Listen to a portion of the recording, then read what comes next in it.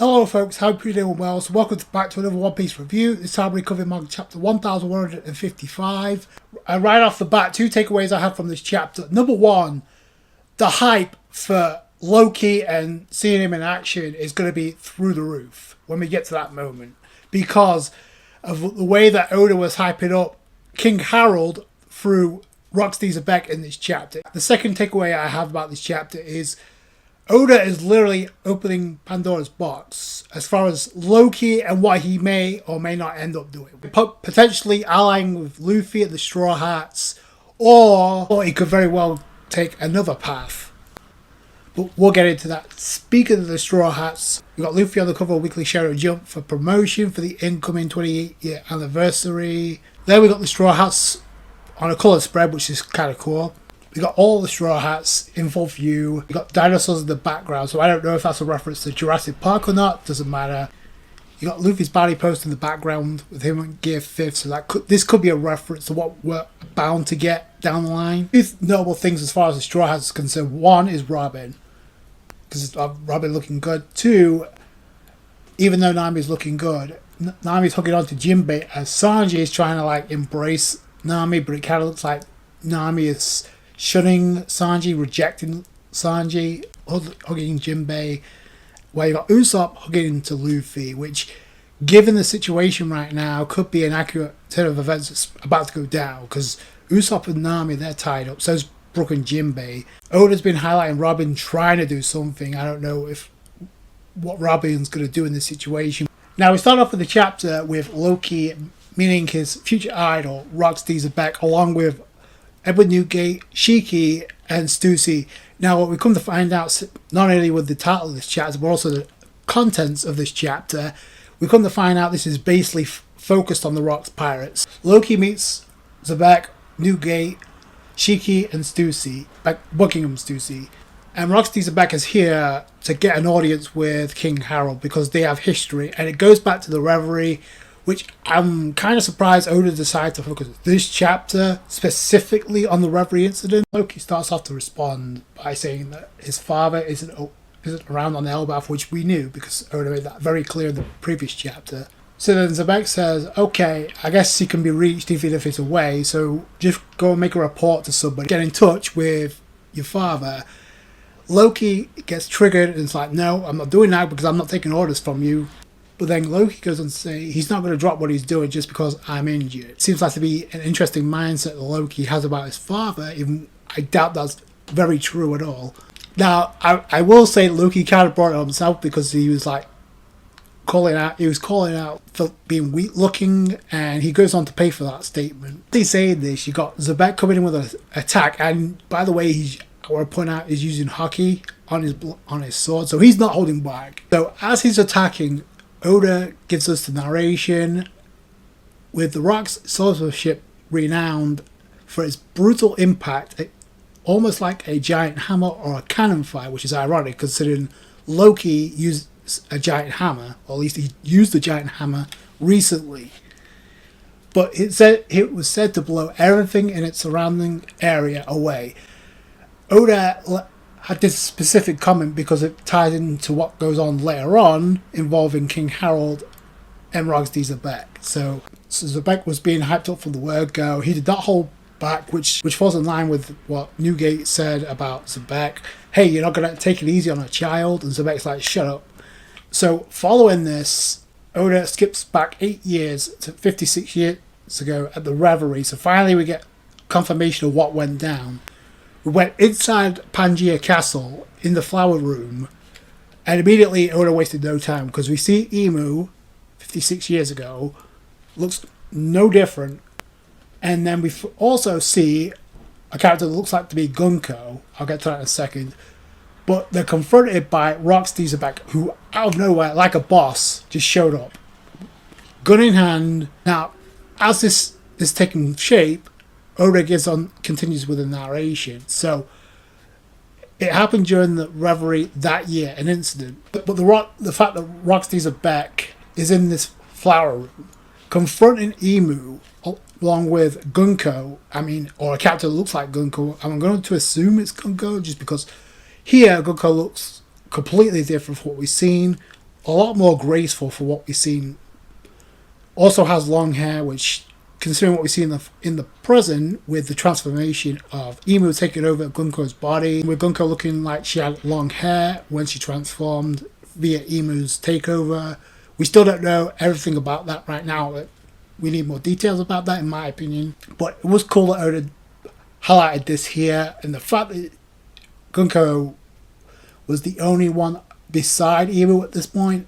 Roxy Zebek pulled up like a boss. He had a gun in hand. He opted not to do anything, but Oda continues to describe that the man claimed to be a Davy Josian pirate. He knew there was nothing more he could do at that moment, so he withdrew.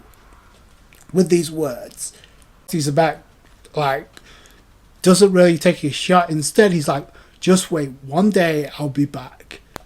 Naturally, this incident would never be brought to light. I wonder why, because this would be blasphemy if anybody found out. Remember, Emu showed up out of nowhere, sat on the throne to confront King Cobra. It's not like King Cobra went to the flower room to confront Emu. That was badass as Zebek, but it speaks volumes that he dipped. So, following this, we have Celestial Dragons and guards freaking out because King Harold is there, and they're freaking out because they think he's the one that killed an admiral moments before. So he's getting blamed. The Celestial Dragons are trying to capture him for amusement, so obviously the more things change, the more they stay the same. King Harold is actually trying to get away from them, which leads to the encounter with Roxy Zebek, which leads to an impressive clash between the two, which is kind of an epic way of meeting someone for the first time. But King Harold, and I do admit, with this scene here, this does give me Luffy and Kaido vibes, especially with the way that King Harold looks here. Roxy Zebek, and I guess that's done by design here, considering who Kaido Sensho ends up being. But we get this epic panel, King Harold and Zebek clash. They have a hockey clash, because you got Zebek's like, state your name. You got Harold's like, blah, blah, blah, blah. It's Harold. So King Harold earning his stripes as the king of Elbaph, clashing with Zebek, who is monstrous in his own way. Now, Zebek is kind of coaching Harold's next attack here. It says, angle your next strike so you don't get caught. You'll be enslaved, which is kind of interesting, but he ends up doing that. So they have another clash, and I don't want to get carried away here, but from this vantage point, from this panel, it looks like their swords are not even touching. So I wouldn't be surprised if they have advanced Conqueror's Hockey at this point. So this hockey clash blows everybody within a 5-kilometer radius away. But before this insane clash with King Harold and Roxy Zebek, Oda goes on to mention that Rox pretty much took down an admiral. He killed an admiral, and that's what got him the reputation from the world government, and he became infamous with this. We got a bounty. Now, conveniently, Oda doesn't show us the amount, because I have a funny feeling it's going to surpass either, or it's going to be equal to Roger's bounty, just because it makes sense, given he ended up clashing with Roger and but that's where his fame kicked in after killing an admiral. So after this, he pretty much rampaged a ship with celestial treasure that was heading to Marajoa anyway. I'll get back to that because I have a question about this. He also goes on to say that the Gates of Justice was destroyed, which is kind of insane. Now, this is where Oda gives us a call back to the Davy Back fight, which is pretty cool. But this is describing how his crew was formed in the first place. At least certain members, how they were introduced into the Rocks Pirates, how they came to be. So I thought that was kind of cool that Oda gave us the origin here. So obviously we know what the Davy Back fight consists of, and of course Roxy Zebek, much like Luffy, was boxing his way, but instead of recovering Chopper and Robin like Luffy did, Roxy Zebek used this to actually gain his crew members, which I thought was pretty interesting. Now you had the touch of Loki looking in the distance and also overhearing this, which changes his life going forward, because Oda goes on to describe Loki has a sense of salvation now. But following this, and Oda goes on to mention that 4 years pass, Harold continues rejecting numerous invitations to join the Rocks Pirates. But by this point, we know the Rocks Pirates are formed, because Oda goes on to say Rock's plan finally come to fruition, backed by his monstrous crew. By that point, we know who joins his crew. So that's how Oda decides to end the chapter. And I have to say, Oda decided to focus a lot more about the Rocks pirates on this flashback than I was expecting, which I'm not against, but considering where we're at right now, you can kind of question it. Okay, I think it's inevitable more crew members would show up on Elbaph besides the Straw Hats, because Elbaph looks like a precursor to the endgame, especially with Oda potentially dropping a huge lore drop incoming. Keep that in mind, by the way. There's still some more plot points following this battle that Oda may or may not dive into. With Oda primarily focusing this chapter on Rocks Dieselbeck specifically, we know his goal was to become king of the world. So in my mind, the reason why he decided to have his own crew was to challenge Emu. Because in order to become king of the world, you also have to take down Emu, which King Harold literally said, you literally pick a fight with the entire world. We know where the throne inside Pangaea Castle, we know who sits at the throne, symbolically sits at the top of the world. Nobody's supposed to sit on that throne.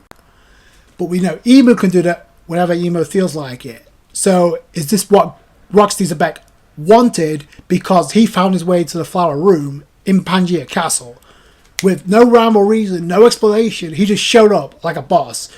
Now, did he take his chances and pick a fight with Emu? Hell no. He dipped and said, I'll be back, don't worry. But he needs to form his own crew by this point in time. So even back then, as monstrous and busted and OP as Oda is making Xebec out to be in this chapter, even then, he wasn't fucking with Emu back then. So what does that tell you? Like I said at the beginning, I look at this at a hype way for King Harold, and it's going to only benefit Loki and hype up Loki's initial participation in this war, because that's what everybody wants to see. You hype it up Loki, but we also know apparently King Harold and Loki fought. So if we're going to see that clash in full, that's going to hype up Loki tremendously, considering how much King Harold was hyped in this scene involving Rocks Dieselbeck and the hockey clash, explaining how the legendary devil fruit that Loki ends up having, how it ended up in Elbaph in the first place. The Rocks Dieselbeck, remember, in this chapter, Oda's highlighting the Celestial Tribute being hijacked by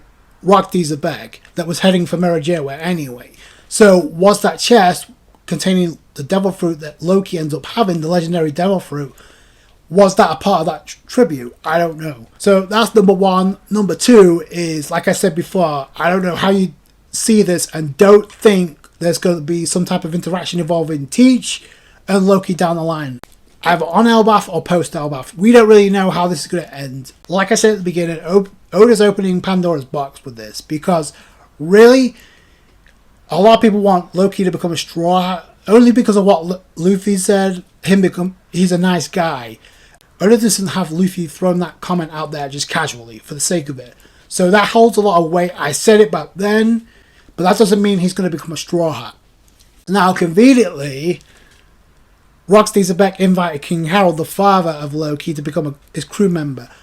Haradin is a member of the Straw Hat Grand Fleet, like I mentioned in the last review, and this could lead to a decision for where Loki's journey goes post Elbaph, because I don't think he's sticking around. Not after this chapter. But that doesn't mean he's going to become a Straw Hat. He could go out on his own, or he could run into Teach down the line, or if he refuses, Teach could end up killing Loki and taking his devil fruit. That's a possibility too. I mentioned that months ago. There's no way you convince me there isn't going to be some type of interaction here. Now, the question of the day is, does Oda pull the trigger and have Teach show up on Elbaph? Now, I'm going to go on a limb and say it's a very strong possibility. I also think it's an interesting move that Oda made by extending this flashback, because now clearly you see Oda's game plan. He's for Luffy, Loki, and Hardy to show up like bosses to like back up the rest of the Straw Hats. Unfortunately, considering the way things are going right now, as far as Sanji and Zoro, they're heading up to like help things out. But to me, that already seems like an afterthought. I'm sorry, but the way things are shaping up right now, out of the entire Straw Hat crew, they've had the least amount of impact on Elbaph. I know people don't want to hear that, especially if you're hardcore Zoro and Sanji fans, but that's just the truth of the matter. And I don't mind that, because this giving the spotlight to Robin and other Straw Hats. I hope what Oda doesn't do is shy away from what he's doing with Robin and just continue to like give Robin that spotlight. Normally you would say for Nami or the Monster Trio. Instead, you've given it to Robin, who in my opinion has been the best handled Straw Hat since entering Elbaph. I want to see more of that, but I also want to see Brooke and Frankie get their flowers in this arc. Frankie's the only other Straw Hat that can actually do something. Chopper's staying down below. He's sticking around in the underworld to like nurse Scupper back to health. So for the most part, it looks like Chopper's going to be out of the equation. Frankie's the only other Straw Hat that can actually do something because he's not tied up right now. So that could be a possibility too. I mentioned Brooke because of what we got involving Gunko. And speaking of which, it's interesting that we had Gunko with long hair pretty much side by side standing before Emu. What does that tell you about the importance that Gunko has right now? I don't know if Oda's going to dive into the Brooke-Gunko interaction or the backstory they have. We don't really know the full situation about that. But if Oda's hyping up Zebek in this chapter, but Zebek is still not taking his chances, so I'm not fucking with Emu. He's forced to like establish the Rocks Pirates, like to have his own crew before he can entertain the thought of challenging Emu, which by and large, like, it's an all-star lineup.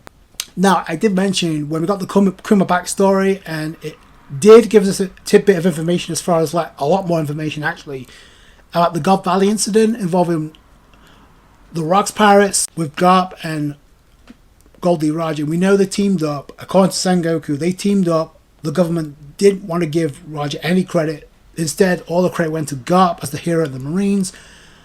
We know they teamed up against Rocks Zebek. He lost, and the Rocks Pirates pretty much disbanded following that. I did mention back then, when the chapters came out, was it possible that Emu had a role in that as well? Because how did it go? Because the extra detail we got during the Kuma backstory was Roger and St. Figure Langarling clashed, but how did it go from that to Roger and Garb teaming up against Rocks Zebek and the Rocks Pirates? We may have just gotten our answer because we know Rocks wanted to challenge Emu, or at least become king of the world. Harold said it in this chapter. To do that, you're going to have to like fight the entire world, and that would include the world government plus Emu. Oda made it a point to establish that Rocks Zebek completely went against the world government from that point on. And narratively speaking, it makes perfect sense, and it explains now what the initial scene when we saw Emu in the flower room. Do you remember the ballet posters, the pictures we saw? The three in particular, Luffy, Shirahoshi, and Teach. This goes a long way to explaining why, because of the hatred or the animosity involving Rocks Zebek. But I still got a ton of questions. One, how did Rocks Zebek? We didn't get a mention about his devil fruit, but we know he has, like, according to Oda, hyping him up as his swordsmanship was renowned. It was pretty badass. I don't know, is this a class where you didn't even need a devil fruit? But then again, you could also say the same thing for Roger and Garp. They didn't have a devil fruit, but they went up against a monster and Rocks Zebek. So there's a possibility now that Loki could have an ally with the Straw Hats, which probably be the best option right now. I don't know if it's actually going to happen, but he's not becoming a Straw Hat, so he can join ally with Luffy following Elbaph. Or there's going to be interaction with Loki and Marshall D. Teach, and Teach is going to say, you know what? I heard your father palled around with my old man back in the day. I'm the son of Rocks Zebek. How would you like to join my crew? Boom. I said this months ago, even before Oda dropped the charade last chapter. I wouldn't be surprised about that either. I wouldn't be surprised if Teach showed up even on Elbaph, and I predicted that the Straw Hats wouldn't be the only crew that shows up. And I also said the Holy Knights are not going to be the end all be all. Not anymore. I really enjoyed this chapter for what it was. Like I said, you really open up Pandora's box as far as Loki's concerned, because now it's going to be two decisions that Loki makes. One, he's going to team up with Luffy and Haradine to defend Elbaph. Well, what does he do at the end of Elbaph? That's the question now that I have. And does Teach have anything to do with that decision? So that's going to do it for the guys. You guys know what to do. If you enjoyed this video, hit that thumbs up. Thank you guys for the support. Subscribe to the channel for more One Piece, and I'll catch you guys on the next one. Thanks, guys. Bye.